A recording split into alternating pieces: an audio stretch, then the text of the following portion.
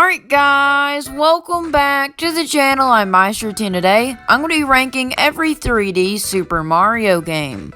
I'm saving all of the 2D Super Mario games for another video. And I'm only going to be talking about mainline Super Mario games, so nothing like Mario Kart or Mario Party. Let's go ahead and get started with the video.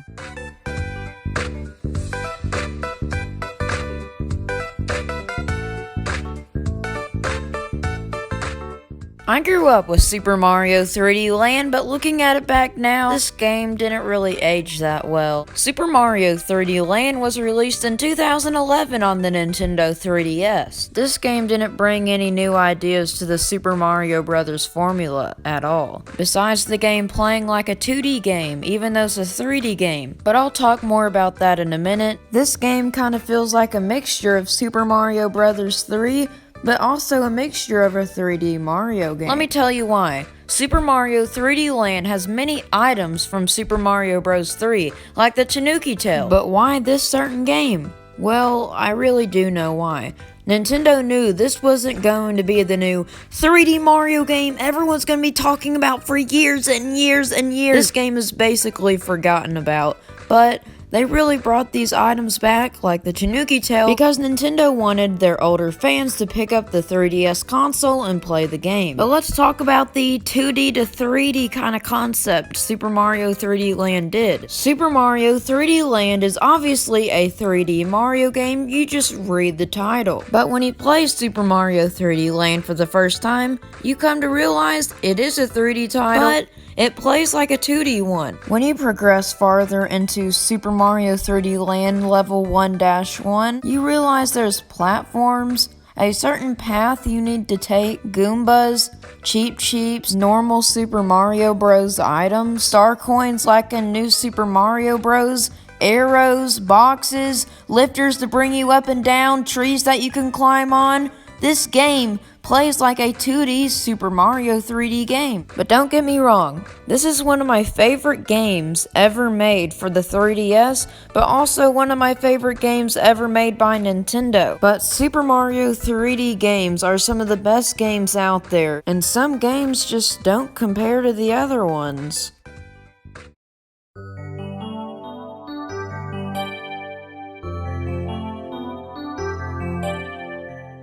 I already know some of y'all do not agree with this list already. Super Mario 3D Land, I grew up with that game. I already know it's good. And Super Mario 64 DS is already another good game. And y'all already might be wondering, why am I putting these good games so high on the list? Well, I already told y'all.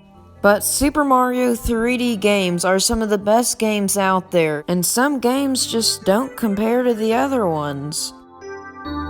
And this is another one of those games that don't compare to the other ones. Super Mario 64 DS is a DS port of Super Mario 64 released on the Nintendo 64. Super Mario 64 is a 3D Mario game, and you'll definitely be seeing it lower on the list. Super Mario 64 DS was released in 2004 on the Nintendo DS.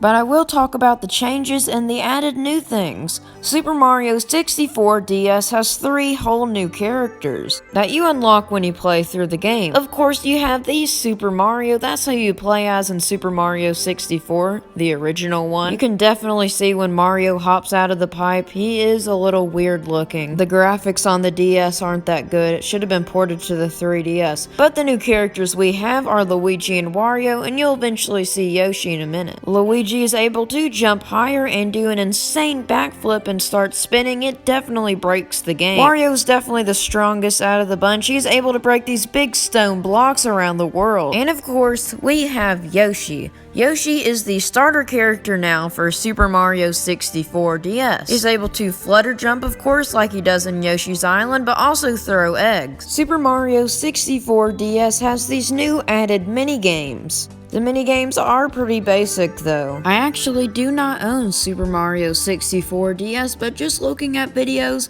I can tell it's not the best 3D Mario game. But I am planning on buying it very soon. I feel like we talked about Super Mario 64 DS enough.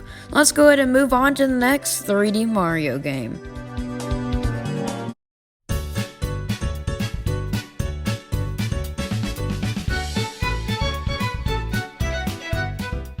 Super Mario 3D World is another one of those games that I really like Super Mario 3D Land and Super Mario 64 DS. This has got to be one of my favorite Super Mario games ever made because of how many new ideas it has. Of course, we have the Cat Bell. The Cat Bell transforms all 5 characters in Super Mario 3D World into cats. It might seem a little odd at first, and definitely everyone was confused when this game was released, but the Cat Bell lets you climb up walls and scratch enemies. And there's like another version of the Cat Bell that all it is just you turn into like a gold cat Mario when you ground pound and you get a couple coins. And almost same thing with 3D Land, you turn into a statue Mario. This one is extremely useless, you just ground pound enemies because I don't think there's a ground pound in 3D Land, so that's the way you get a ground pound in the game. Since we're talking about the cat power up, we should talk about all the power-ups in Super Mario 3D World. I'll just go ahead and list them off. The boomerang suit,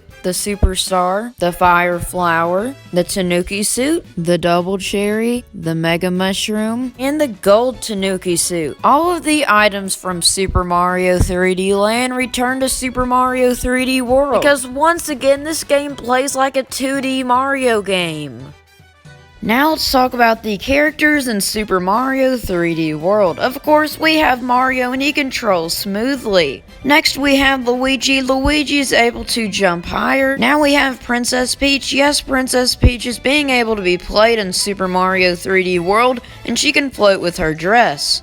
And of course, we have Toad. Toad is able to run fast but has a very bad jump. And lastly, we have an unlockable character, Rosalina from Super Mario Galaxy. She is able to do the spin attack move that Mario does in Super Mario Galaxy. Next, we're moving on to Super Mario 3D World plus Bowser's Fury.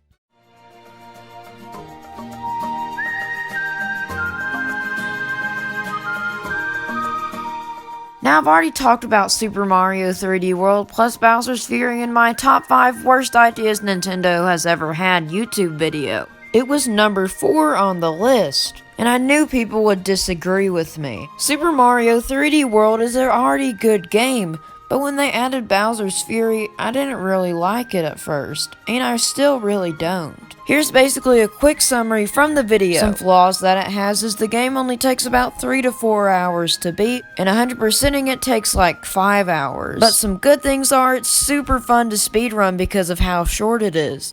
And it's a once-in-a-lifetime experience. Nintendo has definitely perfected that over the years. But let's go ahead and move on to the next 3D Mario game.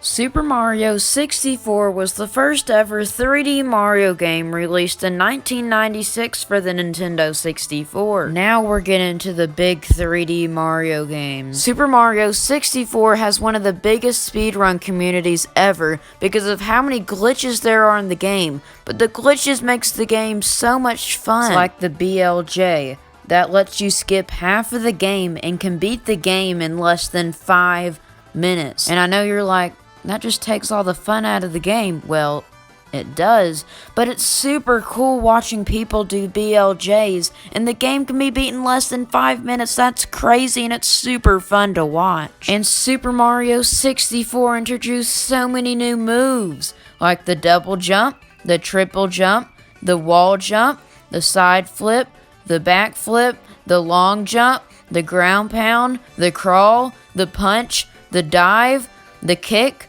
the slide kick, the sweep kick, and of course the camera. And the camera's probably the only bad thing about this game. The camera doesn't really control that well, because the Nintendo 64 controller is just such a bizarre controller. But the camera helps glitch out the game, and glitching out the game involves speedruns, so I really like it. Super Mario 64 has the most basic 3D Mario storyline. Princess Peach is captured, you gotta go get Bowser. I mean, you gotta give it credit. This is the first 3D Mario game, and it just takes the formula of 2D Mario, but just making it 3D. And of course, you have Bowser, you have Goombas, you have Koopas, but it's really cool to see them in 3D, even if they look a little weird. Super Mario 64 does bring so many new ideas. You have the Koopa races. You race a Koopa around the stages in Super Mario 64. And oh yeah, the stages, they are so good. The courses in Super Mario 64 are probably my favorite part about the game besides speedrunning. You have Dire Dire Docks, Jolly Roger Bay, Bomb-On Battlefield, Thwomp's Fortress, and so much more. Instead of just normally defeating Bowser with the axe at the end of a castle, you actually throw his tail into bombs 3 times for the final fight. Even though it's quite easy and the boss fights are kinda dumb, they're still super enjoyable. And that about wraps it up for Mario 64. Let's go ahead and move on to Super Mario Galaxy 2.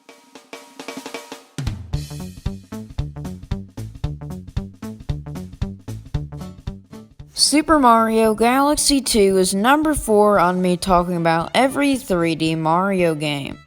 In my latest YouTube video, I talk about the history of Sonic the Hedgehog on the Sega Genesis console. And in the video, I talked about how Sonic the Hedgehog 2 greatly expands on Sonic the Hedgehog. Super Mario Galaxy 2 is just that, but better and worse. Let me talk about the better. Super Mario Galaxy 2 has some platforming in it, unlike the original Super Mario Galaxy that just has you running around the world. And one bad thing, Super Mario Galaxy 2 has a super disappointing hub world. Like, look Nintendo, this looks weird.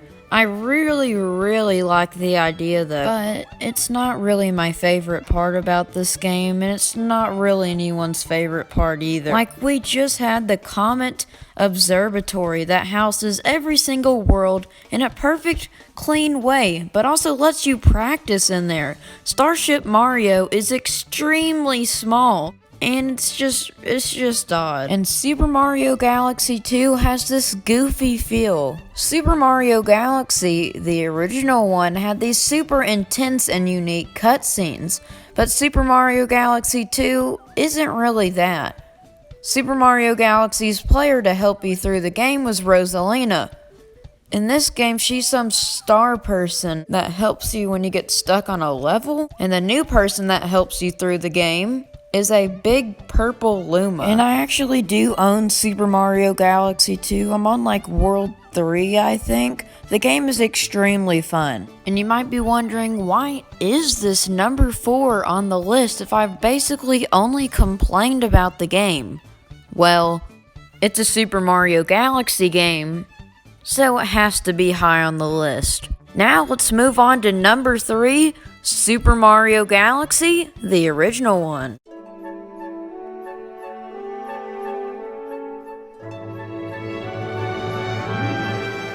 I had to put Super Mario Galaxy above Super Mario Galaxy 2. It is a magical experience you can never relive. Super Mario Galaxy is one of those games that you will always go back to because it's one of the best games ever made. Super Mario Galaxy was released in 2007 on the Nintendo Wii and had so many Mario fans and newcomers mind blown of what Mario could do. He can soar through the galaxy and walk on planets now. Super Mario Galaxy starts you off on a tutorial planet chasing bunnies, while also teaching you the controls. Next you meet Rosalina, and Rosalina gives you the new spin attack move, where you can hit enemies and make them land on their head. Super Mario Galaxy still keeps the goofiness of every Mario game, but it's a much more serious Mario game, but I really like it. Rosalina has an entire backstory, and this was their first game she was ever in, and Nintendo already has a backstory for her. She has an entire storybook that she'll read to the Lumas and Mario, that I believe is 8 chapters long, which is super interesting to read. But Super Mario Galaxy 2 is number 1, pretty goofy, and number 2, it lost the dramatic tone that Super Mario Galaxy, the original one, had. And without Rosalina being an important character in Super Mario Galaxy 2, It feels like a more goofy Mario game like Super Mario World, because Super Mario Galaxy 2 has Yoshi in it, so does Super Mario World. And if that's what they were going for, they really nailed it. But I really do prefer the dramatic sense of Super Mario Galaxy. If you've been keeping up with all the 3D Mario games, you know there is only 2 games left. Super Mario Sunshine and Super Mario Odyssey. And you're probably thinking, Super Mario Odyssey is one of the best games ever and it's the latest 3D Mario game besides Bowser's Fury. Or you might be thinking, Super Mario Sunshine is my favorite because of how different it is from every Super Mario game. This decision took a while, but I've decided that I put Super Mario Odyssey at number 2 on the list.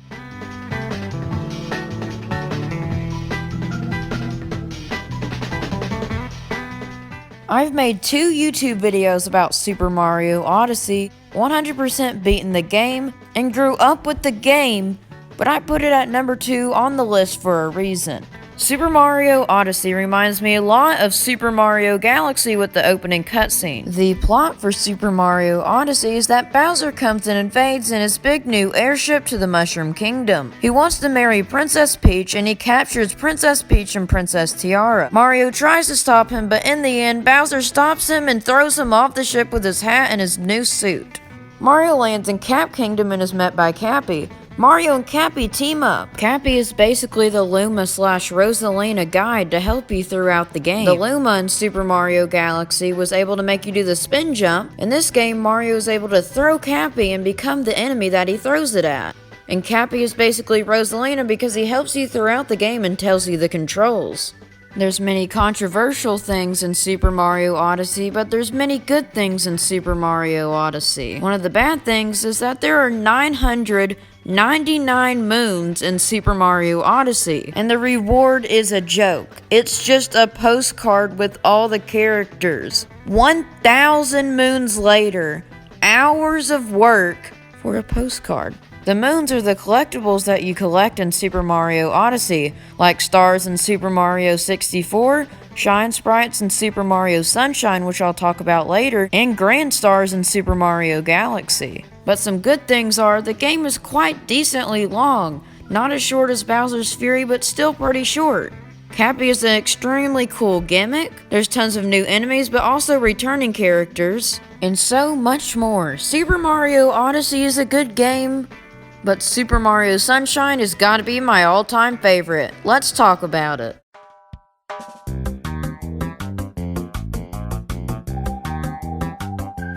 I know Super Mario Sunshine is not the perfect game, but Super Mario Sunshine greatly expands on Super Mario 64. I know I said that was Sonic the Hedgehog 2 and Super Mario Galaxy 2, but this is such a good game, and this is probably the best sequel to any game, although it's not even close to a sequel. The plot of this game is completely different. Instead of Princess Peach being captured by Bowser, it's actually by Bowser's new son, Bowser Jr. Let me tell you why. Mario, Princess Peach, Toadsworth, and all the Toads get invited to a tropical getaway, Isle Delfina, where they were going to take a break from saving Princess Peach all the time and just have a nice vacation. They were all super interested on going until Princess Peach noticed something different. In the little commercial that they were watching, Princess Peach noticed that there was a Shadow Mario. The Shadow Mario is Bowser Jr., but no one knows that yet. Mario's too busy thinking about food, and Toadsworth is too busy thinking about how much fun he's gonna have.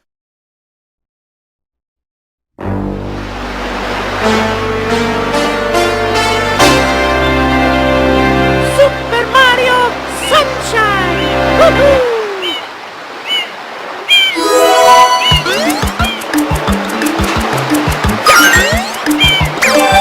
That cutscene that I was just talking about was basically the prologue of Super Mario Sunshine.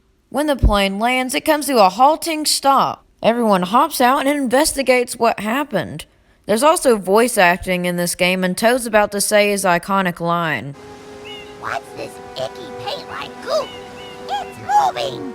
No, boys, don't touch that stuff. The voice acting isn't necessary, but it's pretty funny to watch. Just then, Princess Peach notices Shadow Mario once again. They kind of have a staring contest, But Mario and Toadsworth aren't paying attention at all. He disappears for some reason and they just keep talking. It's only been cutscenes so far, but this definitely shows off the GameCube's power. The Nintendo 64 could definitely not do this. Mario quits talking to Toadsworth and starts going to investigate. After investigating for a little bit, you see this weird water yellow thing. You go talk to it. He introduces himself and his name is Flood. Flood is going to be your assistant for the game, like Luma, Rosalina, and Cappy. He's able to spray enemies with his water nozzles, and he was built by Professor Egan from this game right here, Luigi's Mansion. I love all the Easter eggs in this game. Let me rewind this cutscene I was just playing just then. If you look at the bottom left and I'll zoom in, you can see Mario's past games. Super Mario Bros. 1, Super Mario World, and Super Mario 64. I thought that was a really nice touch they did there. After doing some training with Flood, getting your first Shine Sprite, the people of Isle Delfino bring you to court. The judge says that Mario is the one that did all the icky goop stuff, and he goes to jail. Yes guys, if you've never played this game, Mario goes to jail. And he has to work for Isle Delfino for a couple days and clean up all the goop. Then Bowser comes in, messes up everything, Princess Peach gets captured, and then it's a Mario game. This game is outstanding and I absolutely love it. Well guys, this is the end of the video. Hopefully you enjoyed. Go down and hit that like button and subscribe, and comment down below what your favorite 3D Mario game is. Also comment down below if you would like to see me talk about all the 2D Super Mario games as well. Ring the bell for notifications every couple of weeks, and I'll see you guys in the next video. Goodbye.